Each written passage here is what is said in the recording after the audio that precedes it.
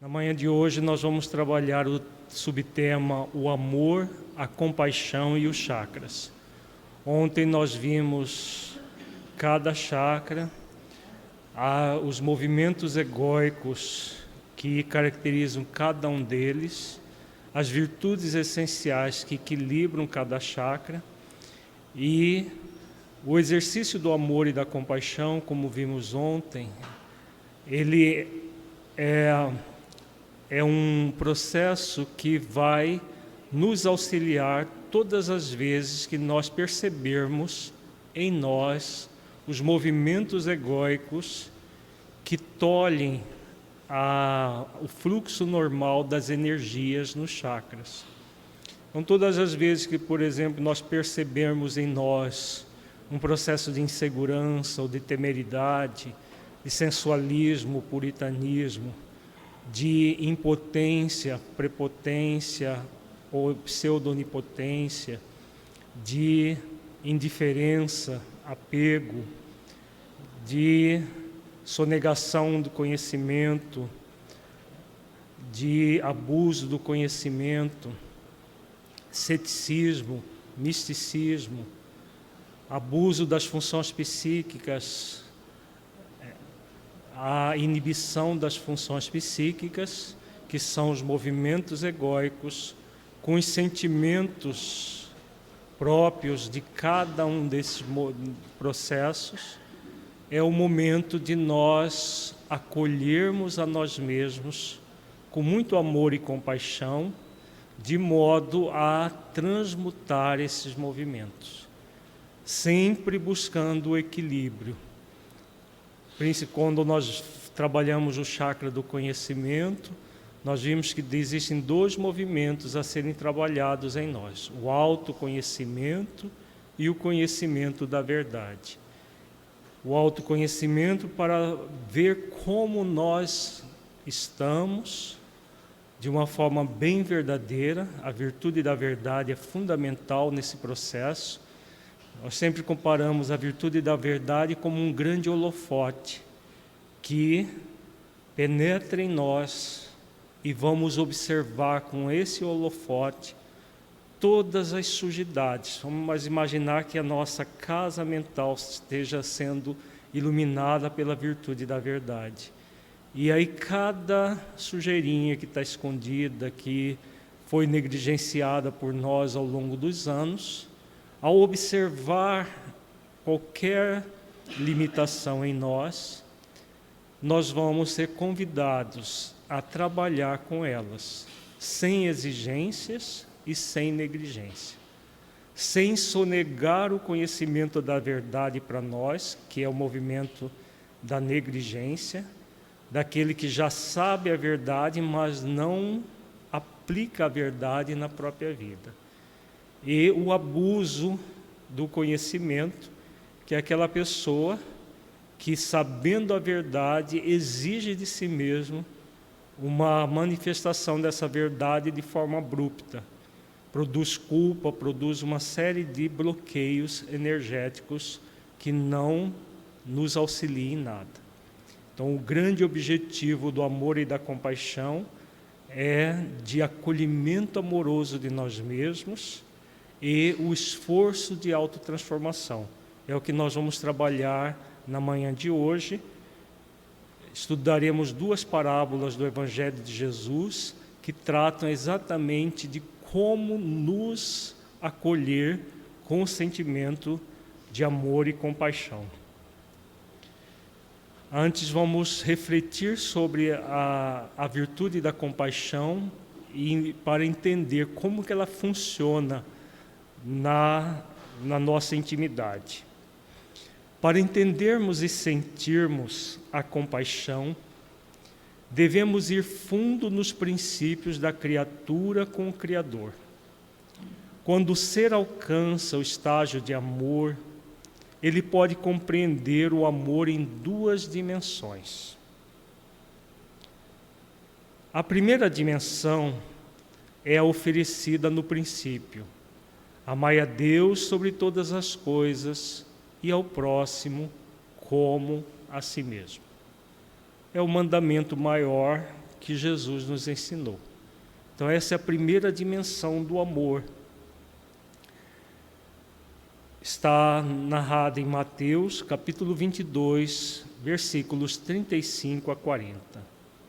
Jesus nos convida ao exercício do amor em toda a sua amplitude. E um deles, doutor da lei, interrogou-o para experimentar, dizendo: Mestre, qual é o grande mandamento da lei? Respondeu-lhe Jesus: Amarás o Senhor teu Deus de todo o teu coração, de toda a tua alma e de todo o teu entendimento. Então Jesus recomenda que nós amemos a Deus no nível do nosso pensamento, do sentimento e da vivência desse amor. Nós temos refletido essa orientação do Cristo como o processo de conhecer as próprias leis divinas que existem na nossa consciência, investigar o funcionamento dessas leis. Por isso ele fala de todo o teu entendimento. É imprescindível entender como funcionam as leis divinas, porque no nível evolutivo que nós estamos, nós amamos a Deus por meio das leis divinas. Aquilo que nós vimos ontem, que começa lá no chakra da segurança, o movimento de busca de conexão com a realidade essencial. Então esse movimento da criatura começa exatamente no ponto em que nós entendemos o funcionamento das leis divinas, mas não basta o entendimento. É necessário trazê-las para o coração, para sentir as leis divinas, consequentemente sentir a presença de Deus em nós. Porque a presença de Deus em nós se dá pelas leis que Ele colocou nas nossas consciências. Então nós entendemos o funcionamento das leis, sentimos um afeto pelas leis, trazendo-as para o nosso coração. O coração, como nós vimos, é o chakra, está ligado ao chakra cardíaco, onde nós vamos experimentar o sentimento de amor e de compaixão, acolhendo essas leis para nos transformarmos a partir delas. Então, para que sintamos na alma, então, o amor de toda a nossa alma, no sentido de conexão profunda para viver esse amor. Então esse é o convite de Jesus. E ele complementa esse convite dizendo: este é o primeiro e grande mandamento. E o segundo, semelhante a este, é: amarás o teu próximo como a ti mesmo. Desses 2 mandamentos depende toda a lei e os profetas.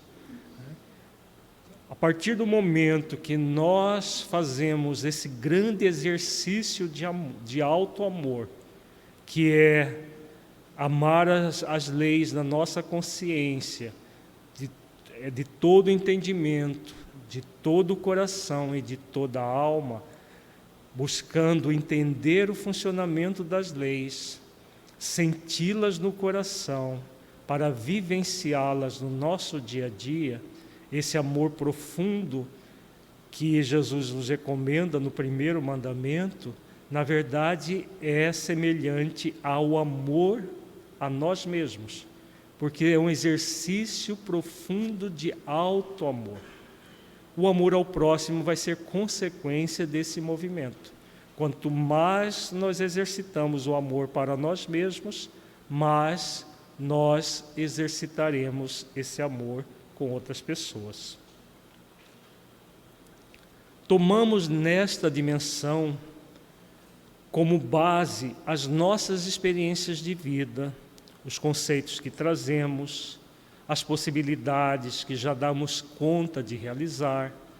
O si mesmo é uma referência que o ser é capaz de comparar, analisar, experimentar, avaliar, compartilhar. Então, o que significa o exercício do amor a si mesmo? Primeiro passo, comparar. Comparar o que e quem? Comparar nós conosco. Não é nos comparar com outras pessoas. Por quê? Nós só vamos saber se nós estamos evoluindo se fizermos comparações nós mesmos conosco em diferentes fases da nossa vida. A pergunta que somos convidados a fazer nesse item comparar é nos perguntar: como eu estou hoje? Eu estou melhor hoje do que estava há um ano, há 6 meses, há um ano, há 2 anos, há 3 anos, há 4, há 5 anos? Estou melhor ou não? Se eu me comparando comigo, aí já entra o próximo item, analisar. Fazendo uma análise verdadeira, amorosa comigo. Como eu estou? Aí já entramos no experimentar. Como que eu estou lidando com as experiências, desafio da vida? Como que eu lido com tudo isso? Eu estou melhor hoje do que eu estava há 1 ano, há 2 anos, há 4, há 5 anos, 10 anos? Eu vou fazendo uma avaliação de como eu estou me movimentando frente à vida. Tudo isso deve ser iluminado pela virtude da verdade, para que as respostas sejam autênticas, verdadeiras. Não é para que seja como nós gostaríamos que fosse. Eu percebo a verdade, mas aí dou uma enganadinha em mim mesmo, como se fosse possível. Ah, não, mas é porque esse problema aqui é porque é assim mesmo. Quando nós fazemos esse trabalho de buscar a referência em nós mesmos, nos comparando conosco, analisando como nós estamos diante das várias experiências, desafios da vida, fazendo uma avaliação verdadeira, nós vamos fazer exatamente esse o trabalho do autoconhecimento, ligado ao 5º chakra, em que nós vamos fazendo essas avaliações e, a partir disso, dessa verdade, é que nós vamos ter condições de compartilhar todas essas experiências com os outros. É a essência da compaixão que nós trabalhamos ontem, o dia todo. Você só vai oferecer ao outro aquilo que você se dá. Se você se dá exigência, você vai exigir dos outros. Se você negligencia a própria vida, você tende a ser negligente em relação aos outros também. Se você trabalha tudo isso com você, você age com verdade com você, você agirá com verdade em relação às outras pessoas também. Então é assim que funciona o exercício de amor, o exercício profundo de alto amor. A partir desse exercício de alto amor, nós vamos mergulhar na essência da compaixão. Contudo, depois o Mestre Jesus nos ofereceu outro princípio: amai-vos uns aos outros como eu vos amei. João capítulo 15, versículo 12. É diferente esse amor? Sim, o amor do Mestre obviamente passa pelo amor a si mesmo, mas não tem a mesma referência. O eu vos amei é a representação clara e definida da compaixão, a segunda dimensão do amor. Então é aquilo que nós começamos o nosso seminário ontem falando do amor ágape. É o amor no nível mais sublime que existe. Como que um espírito crístico como Jesus ama? Um espírito crístico tem particularismo. Eu amo mais esse do que este, no sentido egóico do termo, do apego que nós trabalhamos ontem. Jamais. Um espírito crístico ama indistintamente. E é um amor que se traduz em compaixão. Várias vezes no Evangelho diz que Jesus chorava. Muitos podem acreditar que Jesus chorava de tristeza, chorava de desespero. Recentemente até vimos um filme horroroso que colocava Jesus chorando, Jesus em conflito. Um filme que não sei de onde que eles tiraram essas ideias. Até Maria de Magdala consolava Jesus. É um filme em homenagem a Maria de Magdala, mas que não homenageia nada. Então, Jesus em conflito, Jesus sem saber o que fazer, Maria de Magdala que ensinava para ele o que ele era para fazer. Desconhece totalmente a essência do que é um espírito crístico, de quem é um espírito crístico. Então, o espírito crístico é aquele que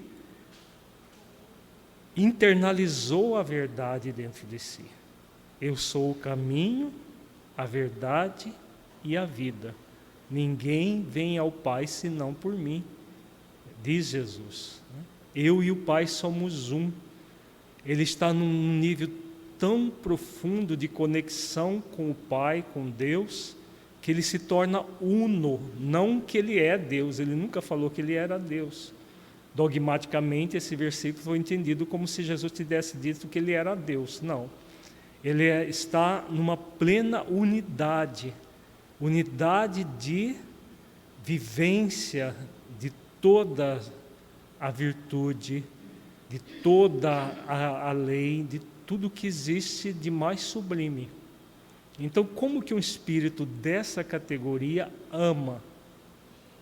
Um espírito dessa categoria ama observando aqueles que ainda estão engatinhando nas questões espirituais da vida e sente por todas essas pessoas que somos nós uma profunda compaixão.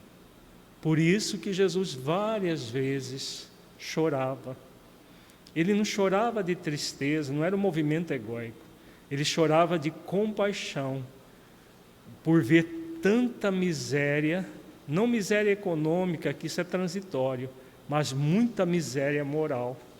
E com certeza Jesus deve continuar chorando até hoje, de ver tanta miséria moral, principalmente naqueles que são cristãos.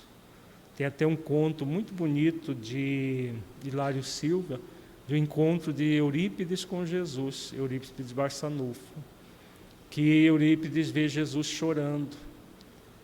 E aí Eurípides pergunta para Jesus por que ele estava chorando.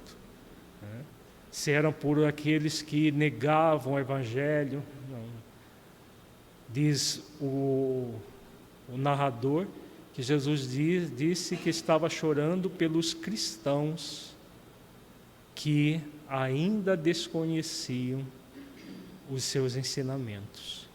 Então, quando Jesus nos convida, amai-vos uns aos outros, como eu vos amei, Ele está nos dando um parâmetro. O parâmetro dele. Antes era o parâmetro usual para todos nós. Amar a Deus, que é amar as leis na nossa consciência, de todo entendimento, de todo o coração e de toda a alma, e ao próximo como a si mesmo. Então a referência nós mesmos. Agora ele coloca a referência ele, Espírito Crístico. Muita gente diz assim, mas Jesus fez o que fez, porque ele é Jesus, porque ele é um Espírito puro. Tem gente que fala que ele é Deus, né? Não, ele fez o que fez sim, por ser um Espírito Crístico, mas o que ele é para nós? Se nós formos lá na questão 625 do Livro dos Espíritos, nós vamos ver que ele é o modelo e guia da humanidade. Então, o modelo não é para ser imitado, é para ser modelado. É diferente. Modelar é você se inspirar na conduta e buscar fazer esforços para desenvolver tudo isso dentro de você. Imitar é você fazer um processo burlesco de imitação e de arremedo do outro e não de autotransformação. Então, esse é o grande convite para todos nós. Modelar Jesus para gradualmente experimentar dentro de nós aquilo que ele propôs.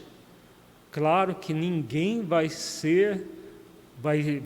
conseguir, a não ser no momento que se tornar também um Espírito Crístico, a mesma compaixão de Jesus. Não é possível. Não é possível sentir a mesma humildade, o mesmo amor, a mesma compaixão que o Espírito Crístico.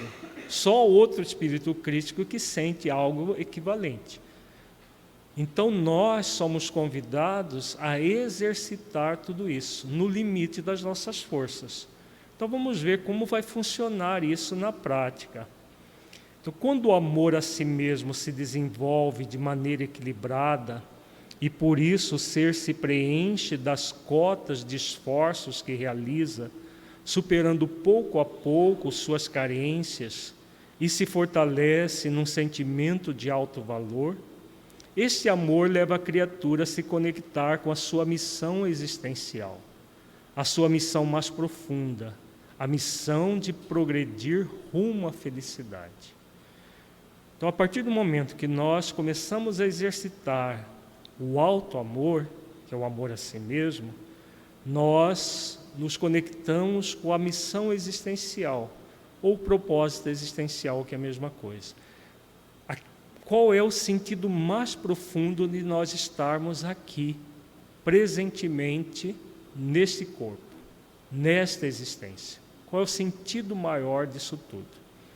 Então, essa conexão com a missão mais profunda em nós, que numa síntese é de progredir rumo à felicidade, deve ser o norteador da nossa vida. Por quê? Naquelas ações que nós vimos expressas pelos verbos agora há pouco, o grande objetivo da vida, conforme a questão 115 do Livro dos Espíritos, é o de nós evoluirmos até a felicidade plena, progredir rumo à felicidade. Todos nós, consciente ou subconscientemente, estamos trabalhando para isso. Muitos confundem felicidade com prazer imediato. E aí pegam desvios muito graves para elas mesmas, que é o movimento do sensualismo que nós vimos ontem. São desvios da rota, porque a pessoa projeta a felicidade fora de si mesma. Projeta felicidade em relacionamentos, felicidade em prazer sensual, enquanto ela está obtendo esse prazer, ela, entre aspas, está feliz. Na verdade, são processos de euforia e não de felicidade. Felicidade é um sentimento suave que a virtude conquista a partir dos esforços de autotransformação. Diz respeito a tudo aquilo que nós trabalhamos no nas virtudes essenciais que equilibram os chakras. Quanto mais exercício nós fazemos disso, mais felicidade nós desenvolveremos. O sentimento de compaixão começa na intrínseca vontade de cumprir esta missão maior, ou seja, a de cumprir a vontade de Deus para todas as suas criaturas. Que cada um de nós alcance a felicidade, evoluindo com profunda consciência de si e da finalidade de sua existência. Então, todas as vezes que nós observarmos em nós algum movimento, algum bloqueio energético que nos afasta dessa missão maior de sermos felizes, é o momento de entrar com sentimento de compaixão, para poder analisar o que está acontecendo conosco e, a partir do que está acontecendo conosco, tomar as providências para diluir aquele problema, para ressignificar aquele bloqueio energético. Então, essa é a grande função da virtude da compaixão na nossa vida. No alinhar o nosso propósito de vida com o propósito de Deus para todos nós. O propósito de Deus para todos nós é sermos felizes. Então, esse é o propósito de Deus. Quando nós desviamos disso, a compaixão é a virtude que vai nos trazer de volta. Então, quando Jesus observava aquela multidão e chorava, o sentimento era de compaixão que reverberava essa energia que convida à transformação. Então, Jesus, muitas pessoas se acercavam de Jesus, recebiam essa energia dele e faziam esforços de autotransformação muito intensos, como Maria de Magdala fez, como Verônica fez, como aquele leproso que dos 10, aquele que voltou fez, Zaqueu, o fariseu, fez, e muitos outros fizeram. O esforço, a partir da energia crística, o esforço de autotransformação. Jesus não está mais encarnado entre nós. Mas será que ele está parado, com braços cruzados? Ou ele continua irradiando a sua energia de compaixão por todos nós? É importante lembrar que a energia da compaixão do Espírito Crístico, ela é convidativa, ela não é impositiva, porque ela está em sintonia plena com Deus. Deus não impõe a sua vontade. A vontade de Deus, como está aqui, é que nós sejamos felizes. Mas Ele não impõe, Ele convida. E o Espírito Crístico, que está uno com Deus, faz a mesma coisa.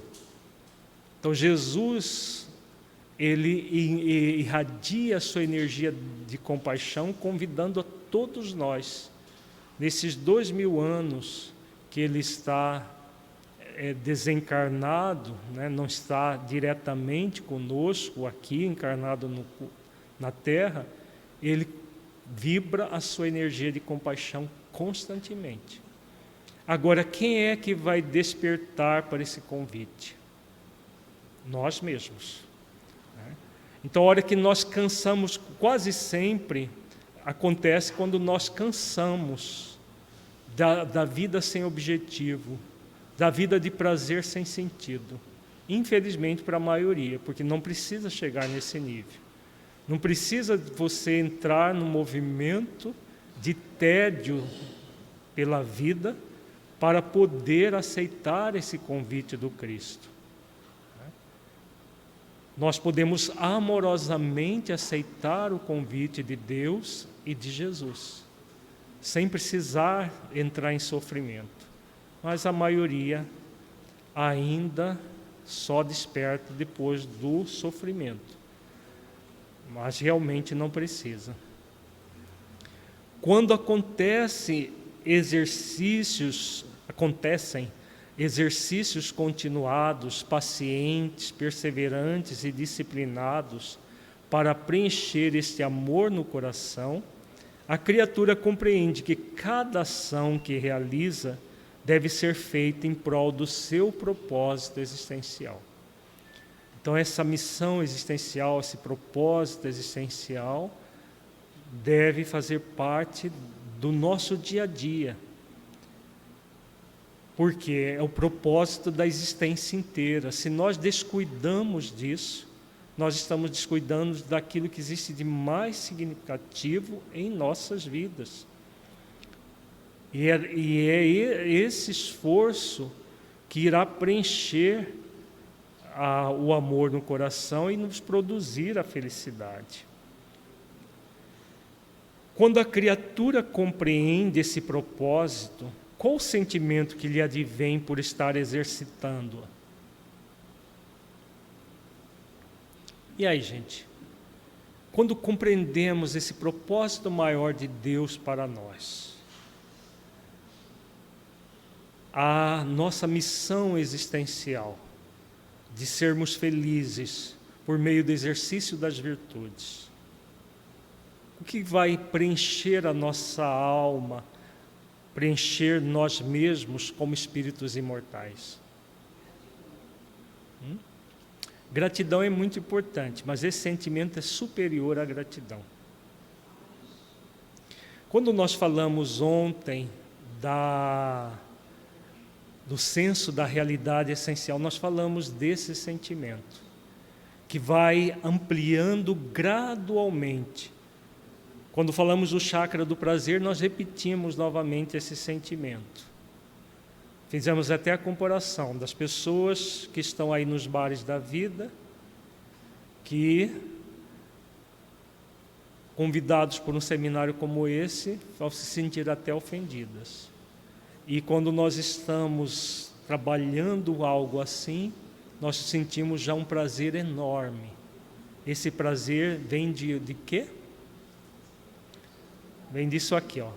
O sentimento de pertencimento ao universo, porque ela entra numa sintonia e identificação com o propósito do Criador para ela.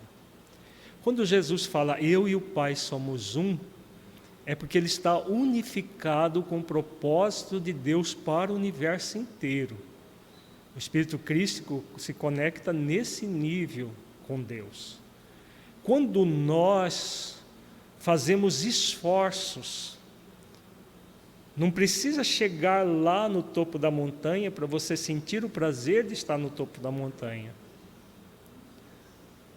Imaginando o topo da montanha com o momento que o espírito se torna um espírito crístico, puro. O subir a montanha com o esforço que nós estamos fazendo. Dá para já sentir um sentimento de pertencimento se você estiver subindo?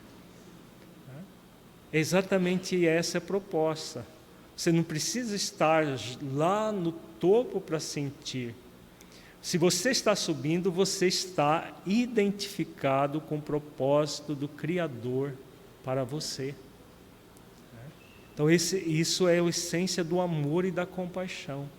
Conexão profunda com o propósito de Deus para nós. Aí o que nós estamos exercitando?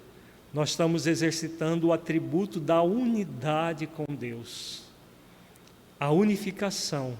Deus tem um propósito para nós e nós estamos conectados com esse propósito na vertical da vida. Faz sentido isso, gente? Veja, é uma das questões mais profundas que nós somos convidados a trabalhar. Essa conexão com o propósito de Deus para nós. Porque aí nós vamos nos sentir pertencendo ao universo. o sentimento de vazio existencial desaparece, o sentimento de abandono desaparece, o sentimento de menos-valia, todo e qualquer sentimento que nós sentimos de alguma maneira isolados, abandonados, desaparece completamente. No esforço, cada esforço amplia o sentimento de pertencimento. Cada trabalho que nós fazemos conosco vai ampliando esse sentimento de pertencimento. E isso gera uma alegria existencial muito grande. A felicidade é a virtude e conquista que surge a partir desse esforço. A pura e eterna felicidade só vamos alcançar no estágio que formos espíritos crísticos. Agora, entre a pura e eterna felicidade e a felicidade relativa do aqui e agora, a escolha é nossa para trabalhar essa felicidade relativa aqui e agora. Não é muito melhor já sentir uma felicidade relativa aqui e agora do que viver sem propósito, do que viver sem direção, sem rumo? O vazio existencial que surge quando nós vivemos sem um propósito, sem um rumo seguro, é muito grande. Nós ficamos como baratas que você joga de Teflon, aquele veneno, e ela fica tonta, vai para lá, vai para cá, sem saber o que fazer. Fala, Ana.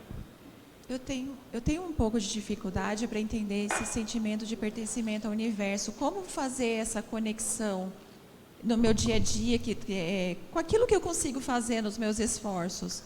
Aonde que eu consigo perceber esse sentimento de pertencimento ao universo e de conexão com Deus? Onde que você...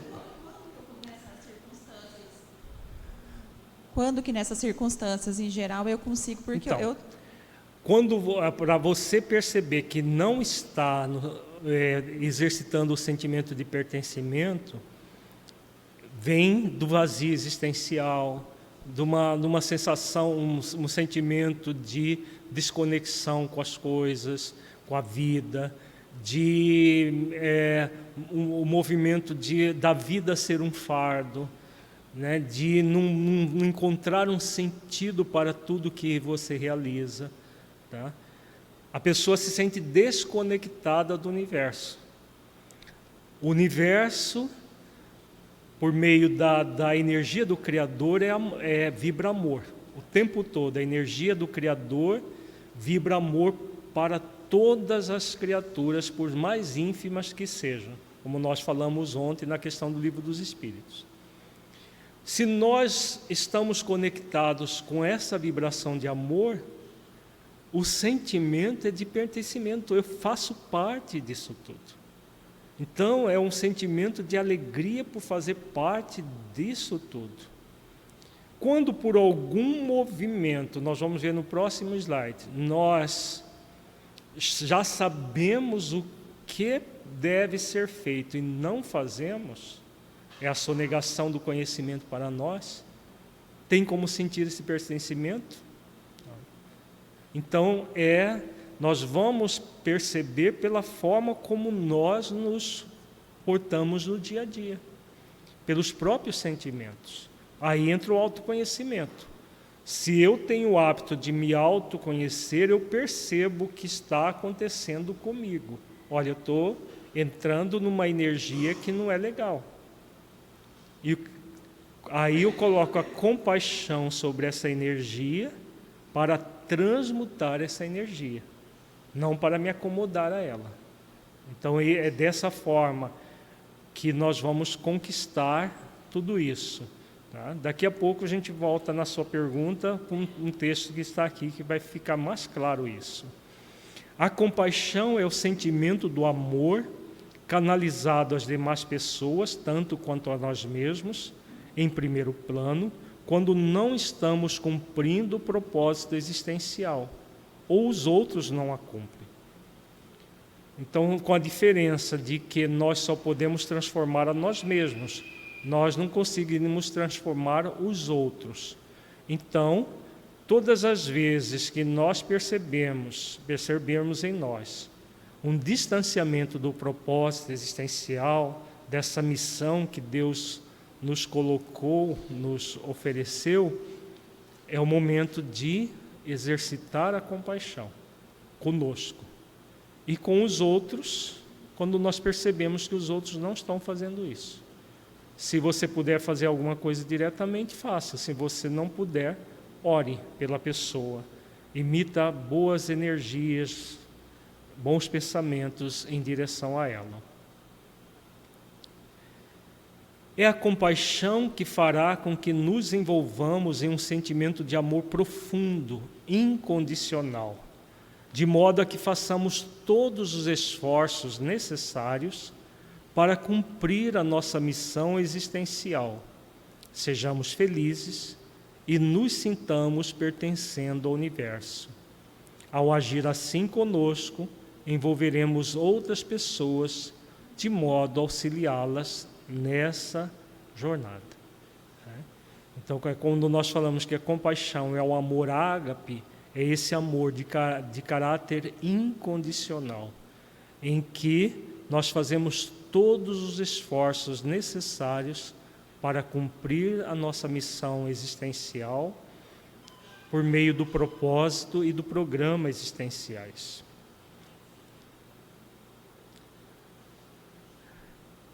Agora vamos ver como que acontece o exercício da compaixão. Como Jesus exercia a compaixão.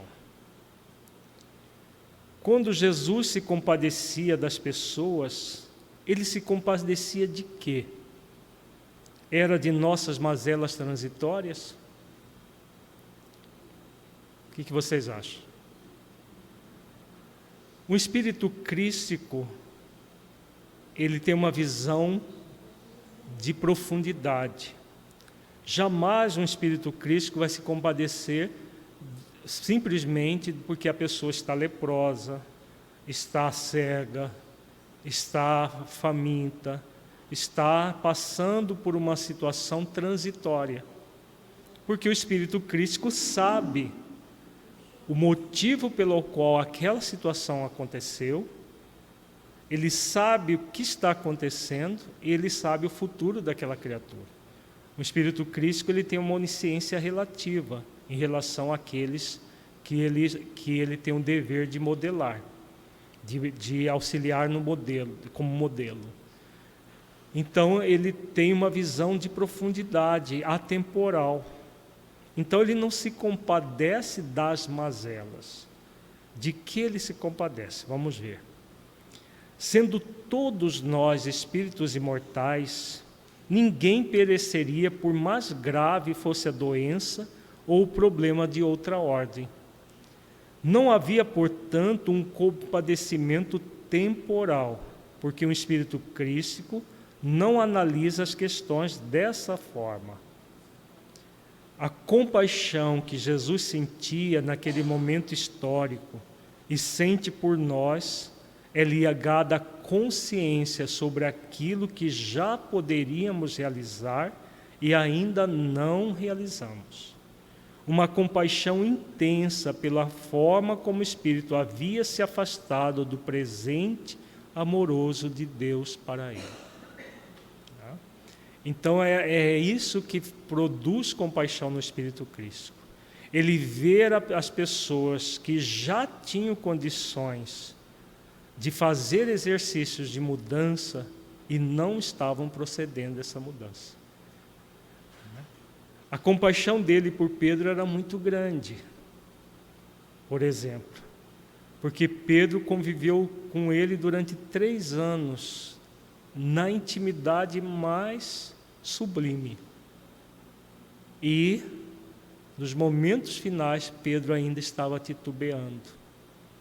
Então, quando ele fala da traição de Pedro, era um sentimento de profunda compaixão que movia Jesus naquele momento, por ainda Pedro estar se debatendo na dubiedade de caráter.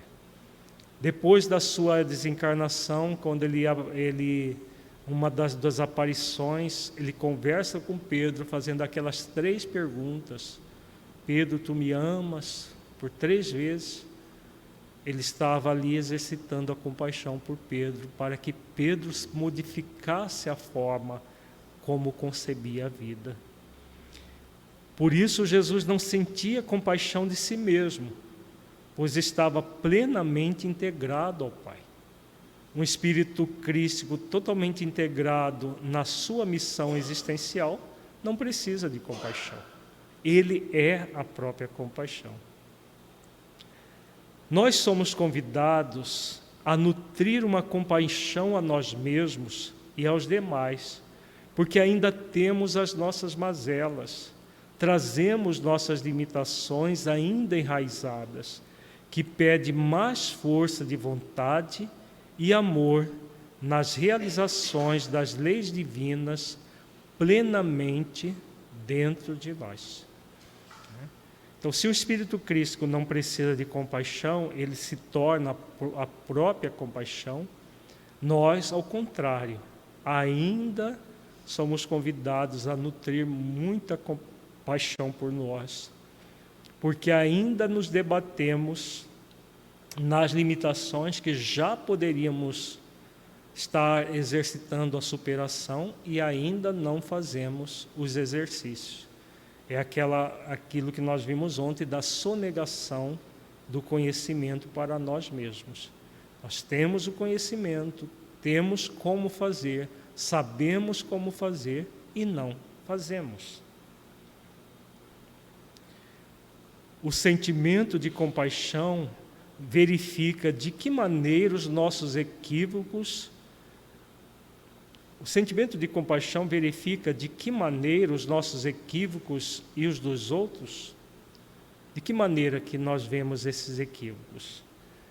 A compaixão às próprias mazelas, bem como das dos outros, se exercita por meio do sentimento de indulgência, porque faz ver as limitações que trazemos quanto às do nosso próximo como algo que existe a ser transformado e não a ser condenado. A compaixão está intimamente ligada com a caridade. Quando Allan Kardec pergunta como Jesus entendia a caridade, os benfeitores falam benevolência para com todos, indulgência para com as imperfeições alheias, perdão das ofensas. Então, como que a compaixão atua? Vendo as nossas mazelas e as dos outros com indulgência e não com condenação. Por isso que falamos que o abuso do conhecimento é quando nós temos o conhecimento e nos enchemos de exigência e de culpa por ainda não proceder da maneira como o conhecimento nos convida.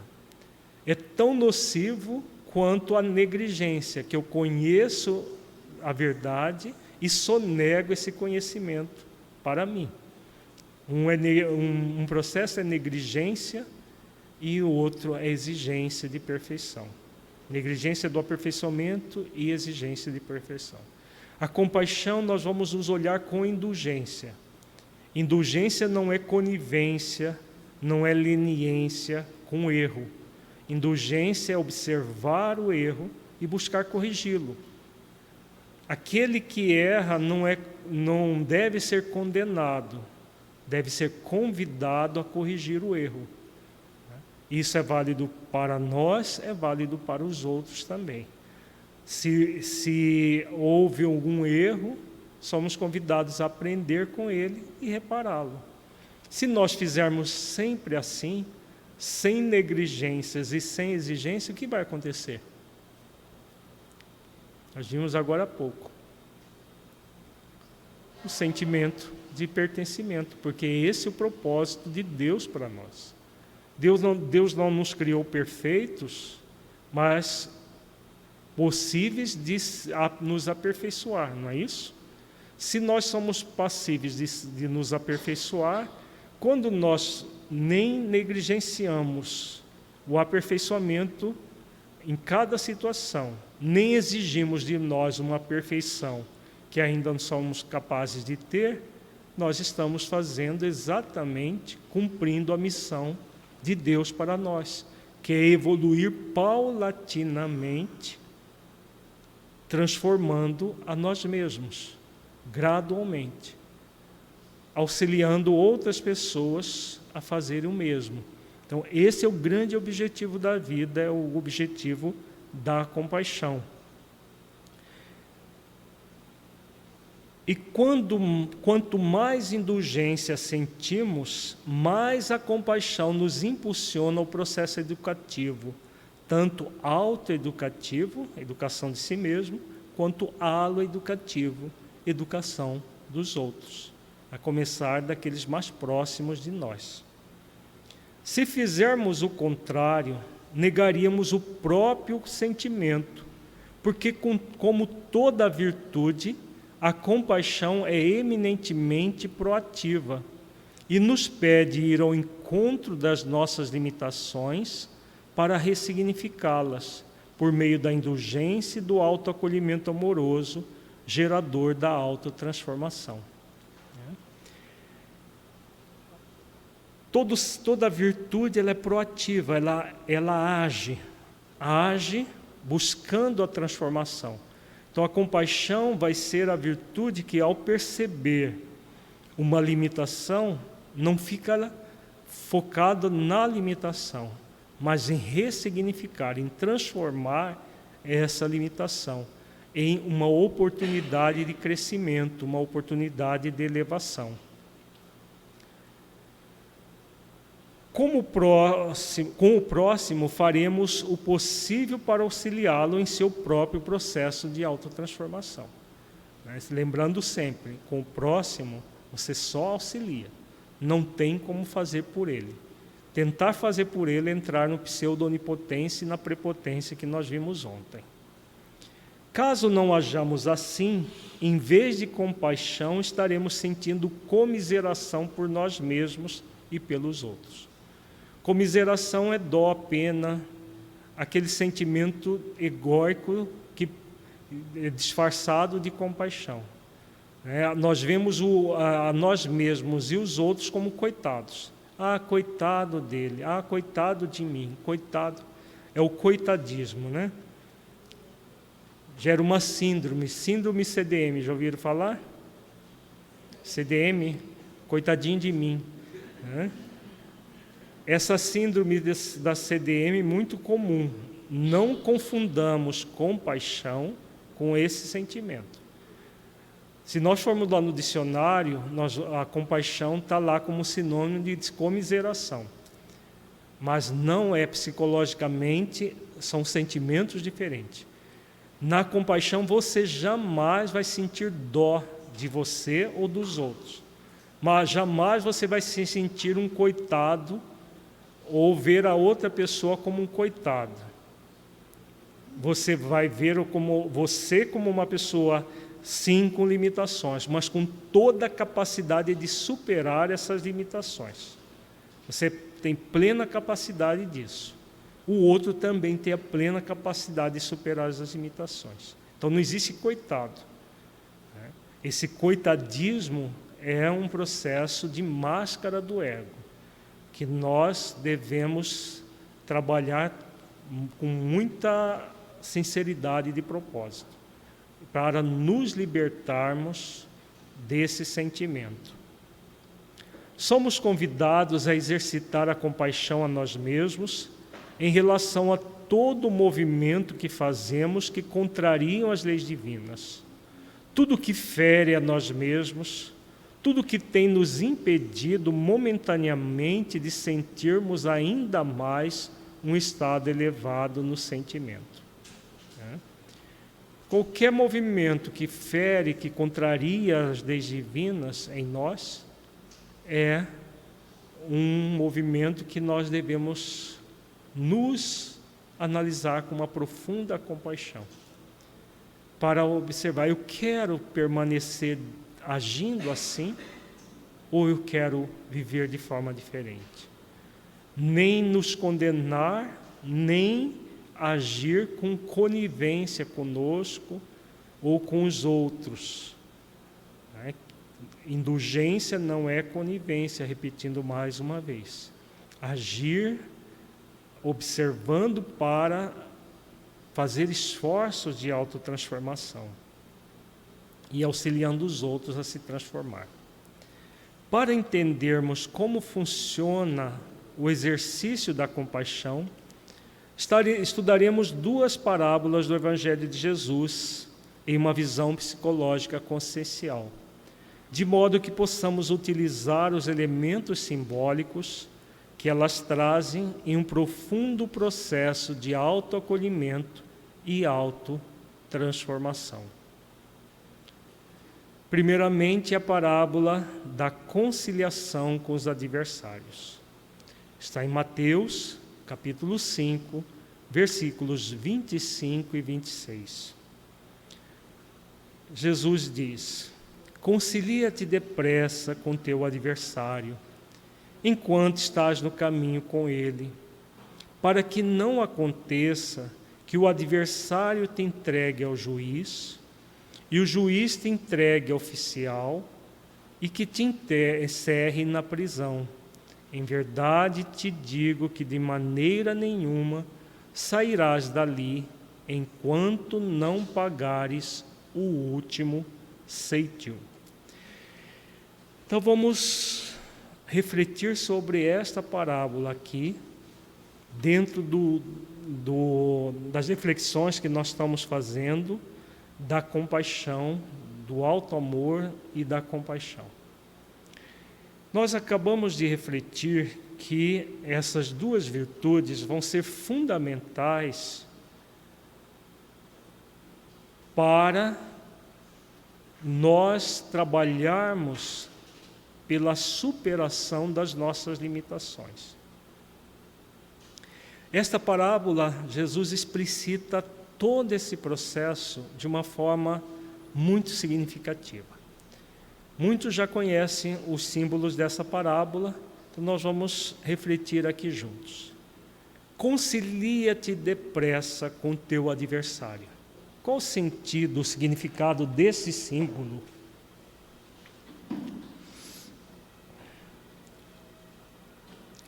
Para conciliar, é necessário que tenha havido o que primeiro?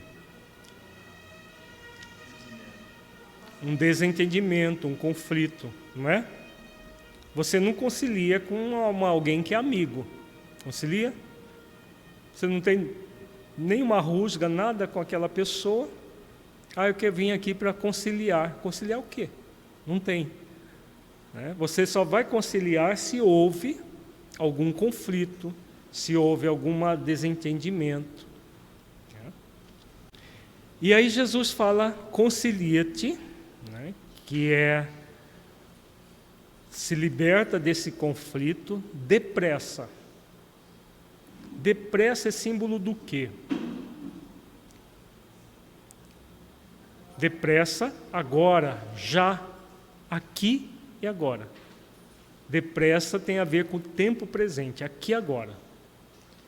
E adversário? A parábola tem 2 conotações. Nós vamos trabalhar a conotação mais profunda, que é o exercício de nós conosco. Porque existe o adversário externo, alguém que nos fez mal ou que nós fizemos o mal a essa pessoa, e aí nós somos convidados a conciliar. No Evangelho segundo o Espiritismo há uma proposta nesse sentido, do conciliação com o adversário externo. Joana de Ângeles, no livro, esqueci o nome do livro agora, mas é um das séries psicológicas, se alguém me lembrar, me ajuda. Ela propõe um outro tipo de conciliação, a conciliação com o adversário interno. Então nós podemos dizer que todos os nossos movimentos, todos os nossos sentimentos egóicos que bloqueiam o fluxo da energia, das energias sutis em nós mesmos, principalmente nos 7 chakras principais, são nossos adversários. Então, o orgulho, a rebeldia, o sensualismo, o abuso do prazer, A prepotência, a onipotência, a impotência, a insegurança, a temeridade, tudo isso são adversários internos. Conciliar depressa com teu adversário é fazer o quê? Então, é a essência da compaixão. Nós falamos ontem a tarde toda sobre isso. O que significa? Esforço de autotransformação. Você percebeu o problema, você não precisa ficar brigando com ele. Precisa? Mas eu não posso sentir isso. Eu sou espírita. Espírita não sente assim. Ou a espírita não é gente? Só por ser espírita você já é a sublimidade em pessoa? Isso é autoexigência. A autoexigência é um processo de briga interna. Essa parábola tem muito a ver com a autoexigência. Então, todas as vezes que nós ficamos brigando conosco, nós transformamos aquele sentimento num adversário. E o que o adversário faz? Ele fica lá quietinho no canto, ele briga para poder realçar-se, para ganhar espaço, exatamente. Então, se você está brigando com o sensualismo que existe em você, o que vai acontecer com ele? Ele vai exacerbar. Ele pode ficar até reprimido durante um período, lá na força, você vai ficar aqui na marra, porque eu quero, mas daqui a pouco ele vem com toda a força. Não é assim que funciona na prática? É. Isso é válido para a impotência, é válido para a insegurança. Não, mas eu não posso ficar inseguro, quantas vezes já estudei isso aí, já sei tudo. Aí vai lá e fica inseguro, porque está reprimindo, está brigando com o adversário. Jesus pede para conciliar. Quando você concilia, eu tenho isso aqui. Aceito o que eu tenho. Agora eu posso transformar esse adversário num amigo e utilizá-lo como instrumento de elevação, fazendo esforços para desenvolver as virtudes que equilibram os chakras, por exemplo, fazendo esforços de outras virtudes que se associam a essas que nós estudamos ontem. Tudo isso é exercício de conciliação. Nós nem nos acomodamos ao adversário, porque nós podemos nos acomodar e nos unir ao adversário, que é o processo da negligência. Todo mundo faz, é assim mesmo, e vai levando. Ou podemos ficar brigando com ele, e podemos conciliar. Se houve conciliação, o que vai acontecer? O sentimento de pertencimento. Você pacifica o seu interior, você pacifica a sua vida, e o sentimento é de pertencimento, de paz, de harmonia. E isso é o alívio, é a suavidade, a leveza da vida. É assim que deve ser a vida, suave, leve. Porque se você concilia depressa é na hora que o adversário se manifesta. Na hora que o adversário, o sentimento egóico se manifestou, você concilia com ele. Esse é o convite de Jesus. Na linguagem de hoje seria pontual, né? Sim, aqui e agora. Quando há conciliação, o tempo todo, manifestou, concilia. Eu observo, vem cá. Vamos transformar isso numa oportunidade de crescimento interior? Vamos. O ser essencial que nós somos comanda tudo e o ego se torna um servidor do ser essencial. É esse o objetivo da vida.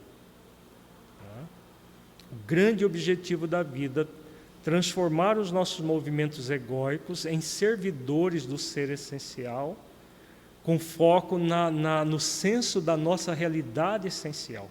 Nós somos espíritos imortais. Estamos aqui para evoluir e crescer. Veja, é complexo o processo, é simples, se nós trabalharmos assim como Jesus recomenda. Muito simples. A vida se torna muito simples. Essa é a simplicidade cristã que Jesus ensina. Se você conciliar cada vez que o adversário se manifestar, você não se torna uma pessoa conflituada.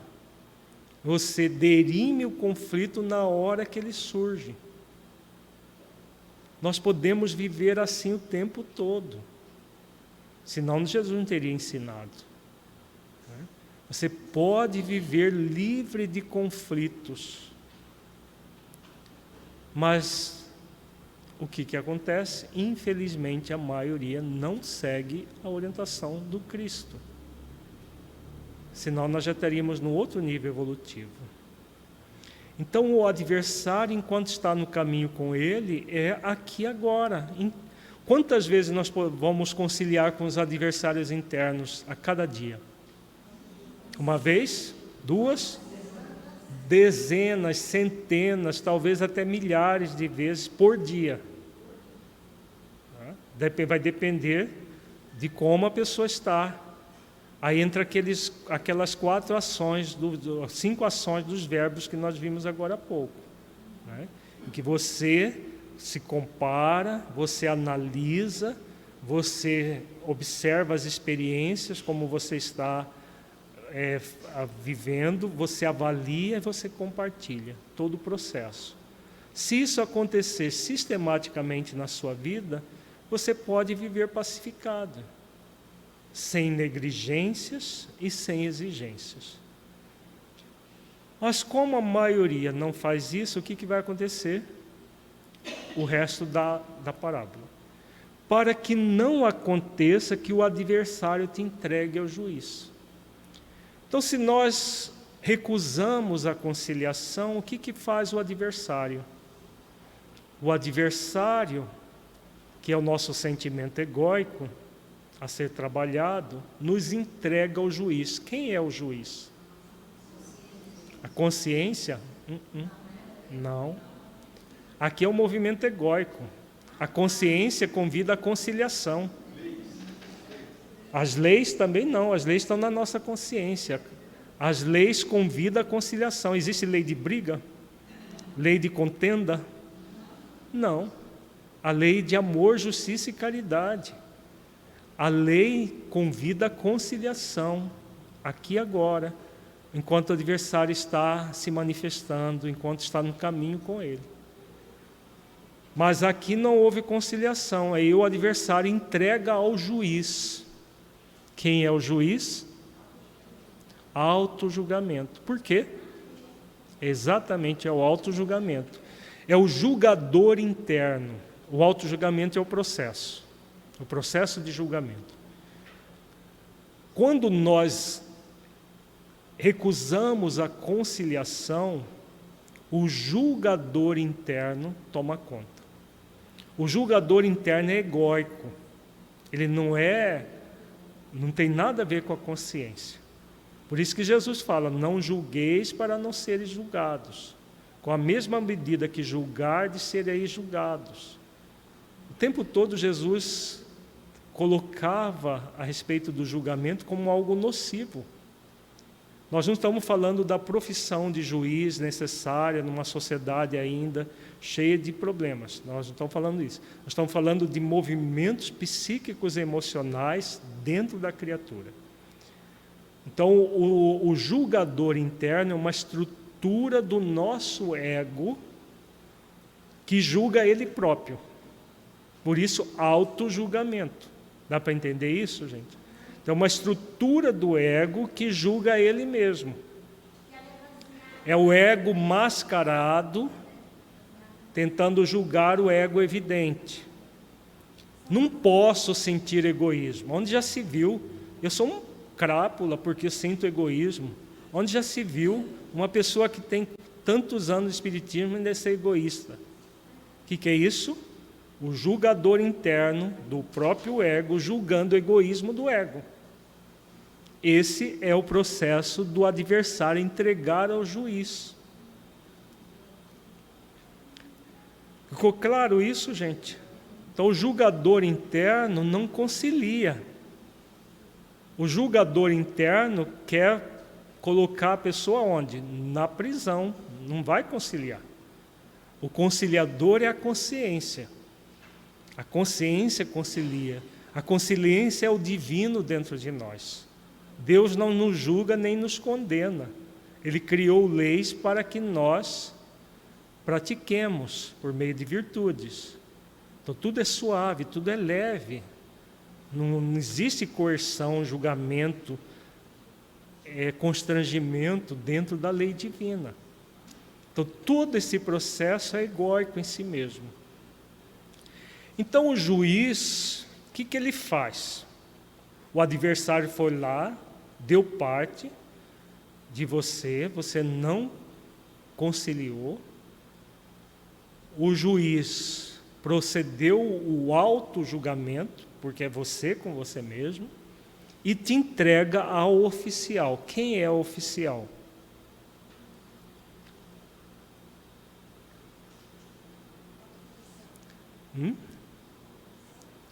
Autopunição? Ainda não. O oficial está ligado a um sentimento de quê? Exigência de perfeição, que está ligado à ansiedade de consciência. A exigência de perfeição, o que faz com as nossas imperfeições? O que é o oficial, que é a exigência de perfeição, faz com as nossas imperfeições? O mascaramento vem depois. Ele condena. Entregar ao oficial é o processo de autocondenação.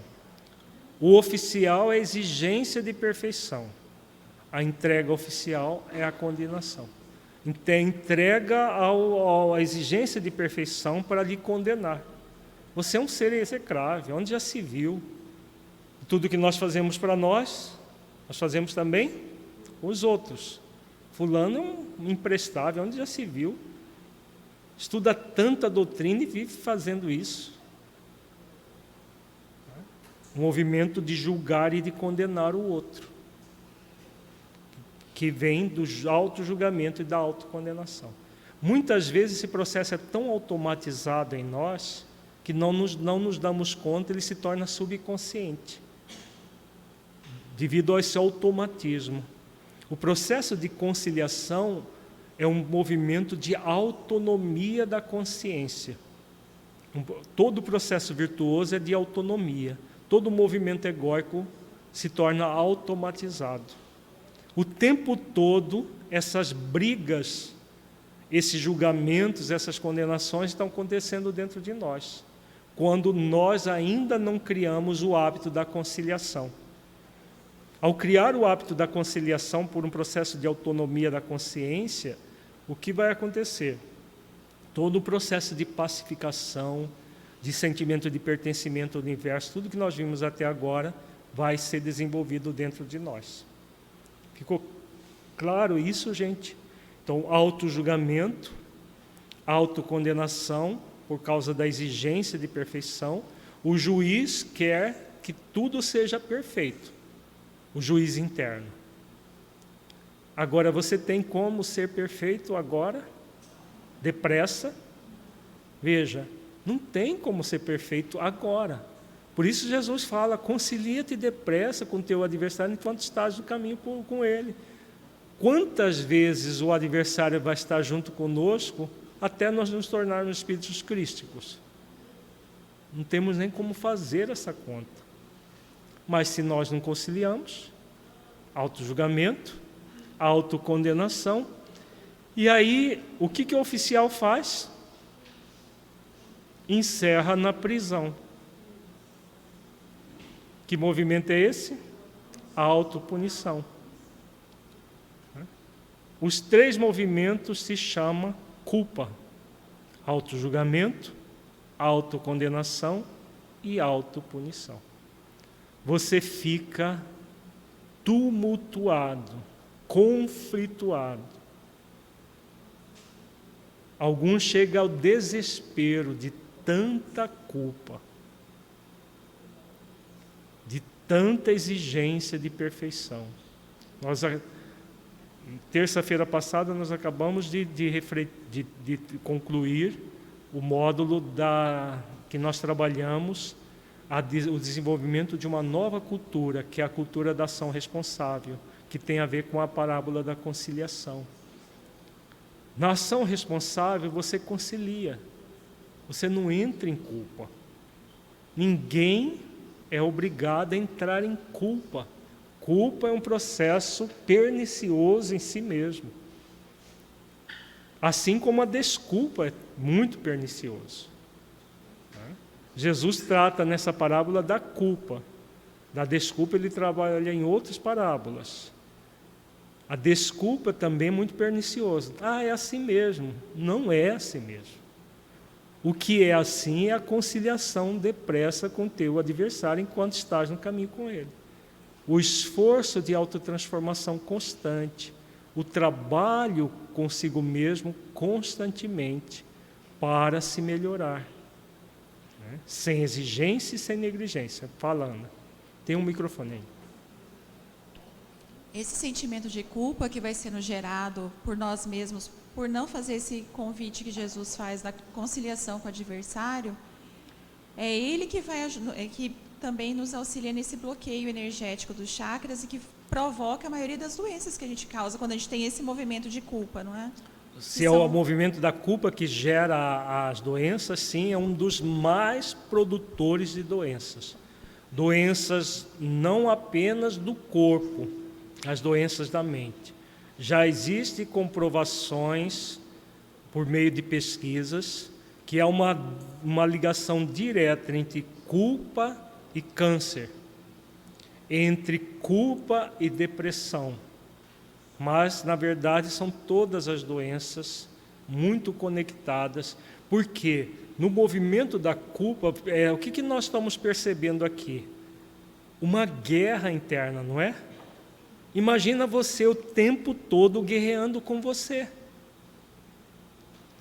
saindo no tapa, né? Uma vez, aqui mesmo, aqui na federação, fizemos um seminário, que uma pessoa chegou e falou para nós: olha, tudo que você falou é muito bonito, mas na minha vida não funciona, porque eu saio no tapa com Deus todo dia. Deu vontade de rir, mas eu não ri, né? Porque não é possível sair com tapa com Deus. Com quem que ela saía no tapa todo dia? Com ela mesma. O tempo todo brigando com ela. E a gente acha que está brigando com Deus, está brigando com as leis da nossa própria consciência. Não querendo aceitar uma série de coisas que é para o nosso bem, a pessoa vive se estapeando. Fala, Solange.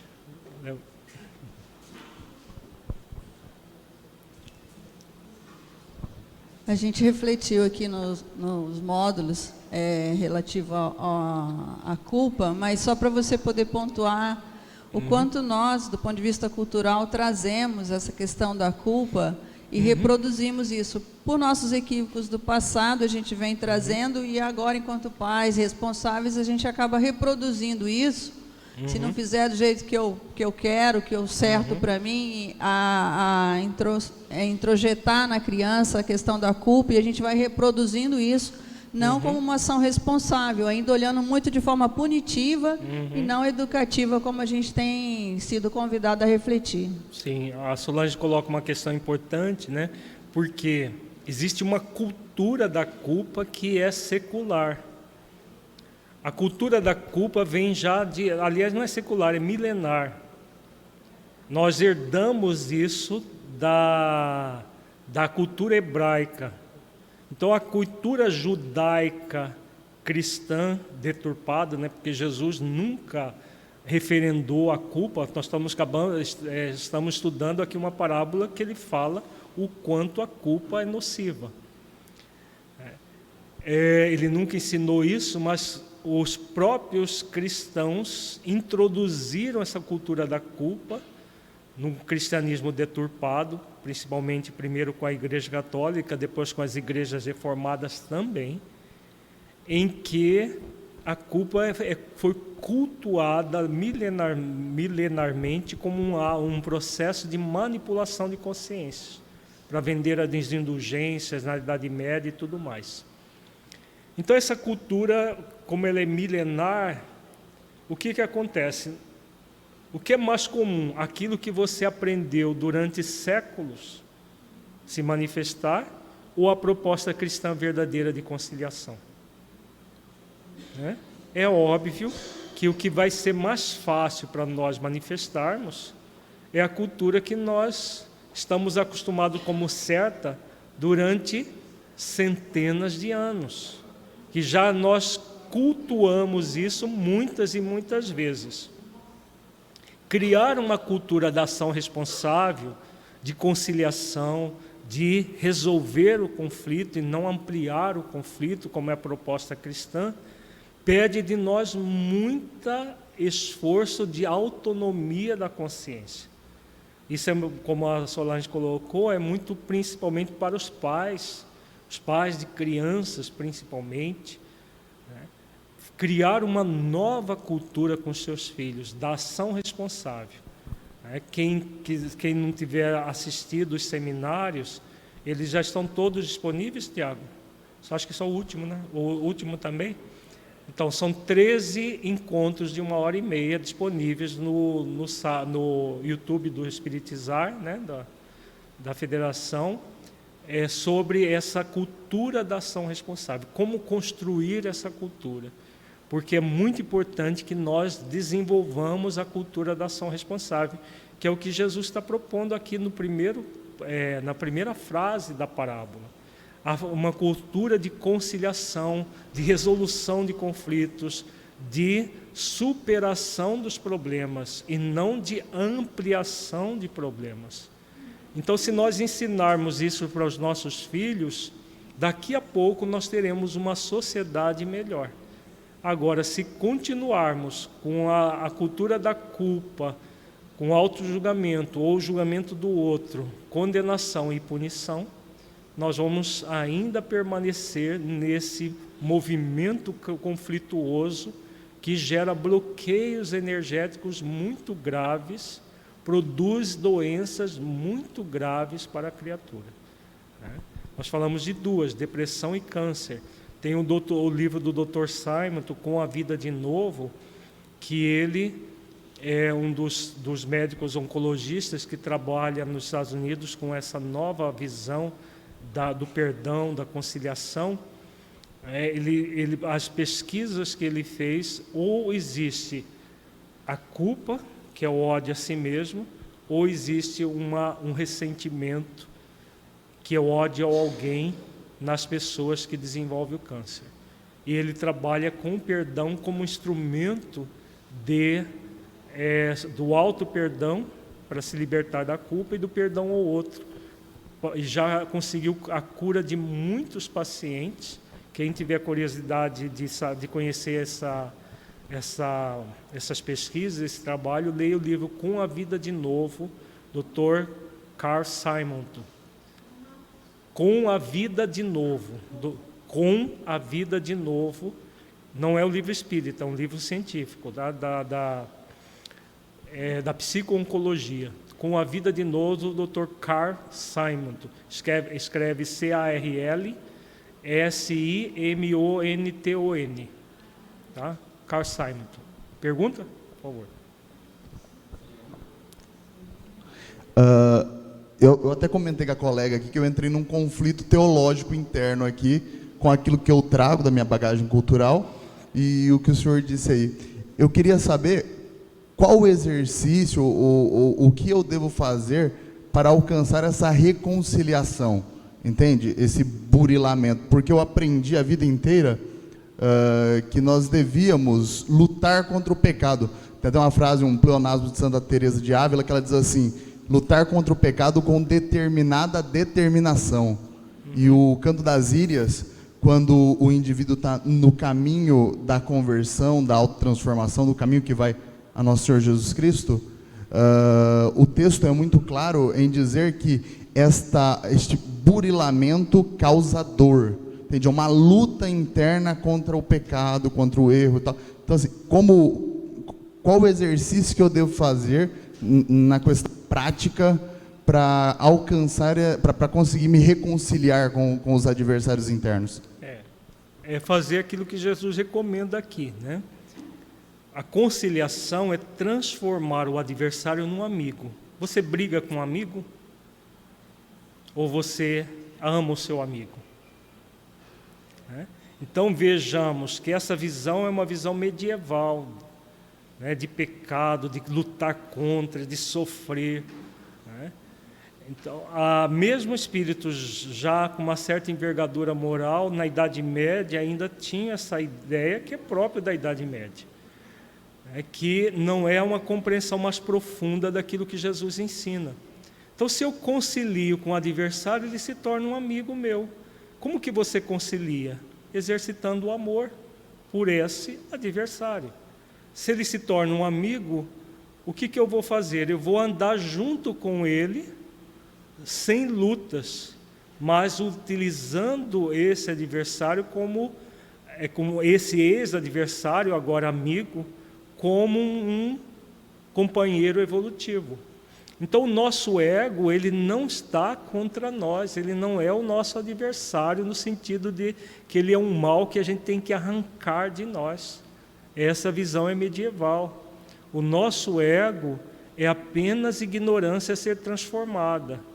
Então, a partir do momento que você observa o sentimento egóico, vamos pegar um sentimento, orgulho. Você percebeu o orgulho dentro de você. Se você ficar lutando com ele, o que vai acontecer? Ele tende a se ampliar, porque aquilo que é proibido fica mais veemente em nós. Ele pode até arrefecer durante o momento, porque ele fica reprimido, mas é como uma mola, que você aperta a mola, aperta, até ela ficar lá no limite. Qualquer descuido, ela vem com toda a força. É assim que funciona a repressão. Então, se você reprime o orgulho, você vai ter todo um processo de autocondenação, de autojulgamento, autocondenação, todas as vezes que ele se manifesta. Todas as vezes que ele está no caminho com você. Agora, se nós, em vez de reprimir o orgulho, acolher, bom, eu tenho esse orgulho aqui, mas o orgulho é a ausência de exercício de humildade. Então eu reconheço que eu não devo combater o orgulho, eu sou convidado a exercitar a humildade. Então o exercício da humildade é um movimento de amor. Então, todas as vezes que o orgulho se manifestar, que ele está no caminho com você, o que você faz? Você reconhece e exerce. Só de reconhecer o orgulho já é o exercício do quê? Da humildade. A própria humildade. Se você só vai reconhecer o orgulho e que ele está se manifestando se você exercitar a humildade. Então, na hora que o orgulho se manifesta, é o momento de você conciliar.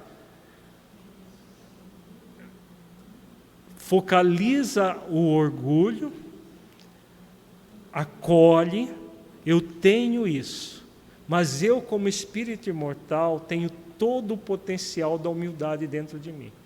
Então, esse é o exercício de conciliação bem prático no dia a dia. Todas as vezes que o orgulho se manifestar. Todas as vezes que a ansiedade se manifestar, você exercita a serenidade e assim, cada sentimento egóico vai pedir de nós o exercício da virtude que o ilumina, que transmuta aquele sentimento. É exatamente isso que Jesus está propondo. Então, o adversário, se você concilia na hora que ele se manifesta, enquanto ele está no caminho com você, você exercitou, conciliou.